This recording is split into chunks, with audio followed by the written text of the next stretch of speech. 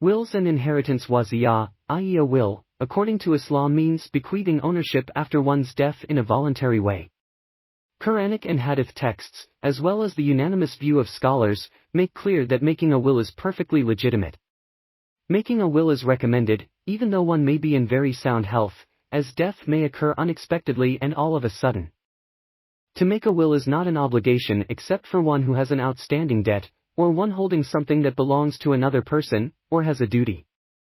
In these cases, a will is a duty so that the person concerned ensures that what he owes to others should be delivered after one's death. Allah makes it a duty of Muslims to deliver to their owners anything they hold in trust. 3 types of wills. 1. Obligatory, a will to ensure the repayment of debts and return things held in trust. 2. Recommended, a will made in favor of relatives who are not heirs and for charitable purposes. 3. Reprehensible, a will made in favor of people who indulge in sin. 4. Forbidden, a will created for a forbidden purpose, such as building a temple. A will is also forbidden if it amounts to harming any of one's heirs. 5. Permissible, a will made in favor of relatives and non-relatives who are well off.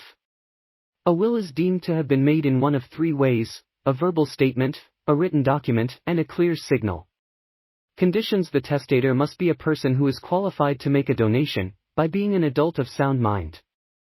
There are, however, 2 exceptions: a young testator who makes a will regarding his own funeral and burial, as long as this is within what is reasonable, and a weak-minded person making a will for charitable purposes, such as teaching the Quran or building a hospital.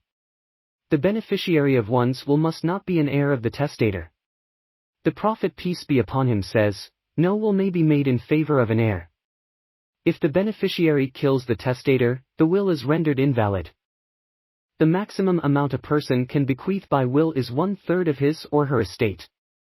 It is preferable to make it less than 1/3. If the estate is small, it is better that no will is made, so that the whole estate goes to the heirs. Invalidity: a will becomes invalid if any of its conditions is not met. It is also invalid if the testator goes totally insane and his insanity continues until death. It is also invalid if the beneficiary dies before the testator, or if what is bequeathed is a certain object that perishes before the beneficiary takes possession of it. References: